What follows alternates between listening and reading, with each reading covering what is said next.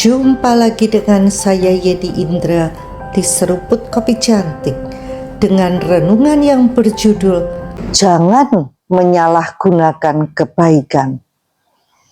Niat baik bisa menjadi bumerang kalau tidak dibarengi hikmat. Banyak orang berpikir bahwa menolong artinya selalu memberi.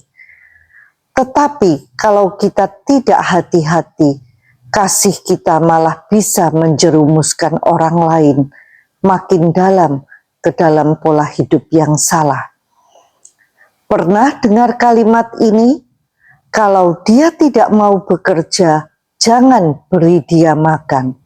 Kedengarannya keras ya, tetapi ini sebenarnya bentuk kasih yang benar. Kita hidup di zaman yang suka mengaburkan batas antara baik hati atau dimanfaatkan. Di satu sisi kita ingin membantu, di sisi lain ada orang yang menjadikan belas kasihan sebagai gaya hidup.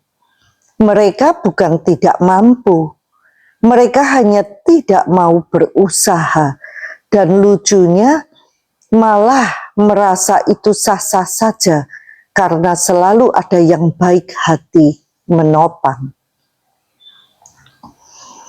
Ini bukan soal pelit, tapi soal membangun manusia. Menolong orang yang memang sedang jatuh, tertimpa musibah, atau benar-benar dalam masa sulit itu wajib. Tetapi menolong dalam tanda kutip, orang yang tidak mau berubah, tidak mau bertanggung jawab, justru membuat dia makin terlena. Kebaikan tanpa batas itu bukan kasih, itu kebodohan. Dan kalau diteruskan bisa berubah menjadi racun. Saya pernah bertemu seorang pria muda yang selama bertahun-tahun hidup dari belas kasihan keluarganya. Setiap kali ia datang, ia membawa cerita sedih dan wajah penuh harap. Semua tergerak, semua membantu. Tetapi tidak ada perubahan. Tidak bekerja, tidak belajar, tidak bergerak. Saat ditanya, jawabannya sederhana. Rezeki saya lewat orang-orang yang peduli. Sekilas terdengar rohani ya, tetapi itu sesungguhnya manipulasi. Kalimat manis yang dibungkus supaya orang lain terus membiayai kemalasannya. Menolong tanpa membangun tanggung jawab itu sama dengan jebakan. Itu bukan pertolongan, itu pembiaran. Dan seringkali justru orang yang merasa menolong itu yang sedang menghalangi proses pendewasaan yang sedang terjadi dalam hidup si penerima. Satu kalimat yang membekas dalam hidup saya. Kalau kamu menolong seseorang yang sebenarnya sedang diproses hidupnya, kamu bisa merusak proses itu. Jadi apa solusinya? Tetap menolong, tetapi dengan hikmat. Alih-alih kasih uang, ajak ngobrol. Daripada kasih bantuan terus-menerus, tawarkan pelatihan. Daripada jadi penolong instan, jadilah sahabat yang berani menegur. Orang malas bukan butuh kasihan, tetapi butuh arahan. Butuh dorongan untuk bangkit, bukan disuapi terus-menerus. Karena kadang cinta sejati justru muncul dalam bentuk ketegasan. Kebaikan bukan soal berapa sering kita memberi, tetapi seberapa jauh kita membangun manusia di baliknya. Mari jadi orang yang tetap murah hati, tetapi cerdas.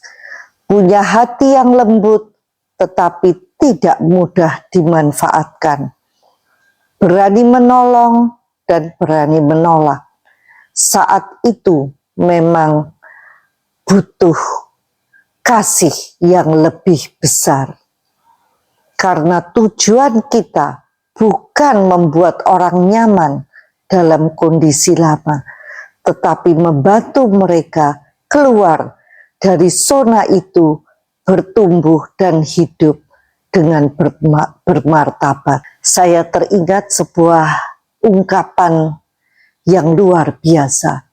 Hal yang terbaik yang bisa kita berikan kepada seseorang sesungguhnya adalah menunjukkan kepadanya harta karun miliknya sendiri. Apa artinya?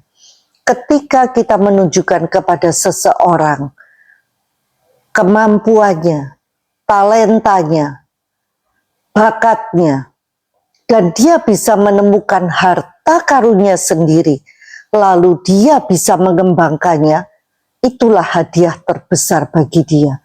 Karena dia akan bertumbuh menjadi orang yang percaya diri, yang bersemangat untuk hidup, dan pede dihargai orang, dikasihi orang, dihormati. Itu jauh lebih berharga daripada sekedar diberi uang, tetapi membiarkan dia tetap terpuruk di tempatnya yang lama. Setuju? You are ridiculously in charge of your life. Quote dari Dr. Henry Cloud. Hidupmu sepenuhnya tanggung jawabmu. Suka tidak suka, kamu yang memegang kendalinya. Quote dari Dr. Henry Cloud. Sampai jumpa di episode berikutnya bersama Yeni Indra di Seruput Kopi Cantik. Tuhan memberkati.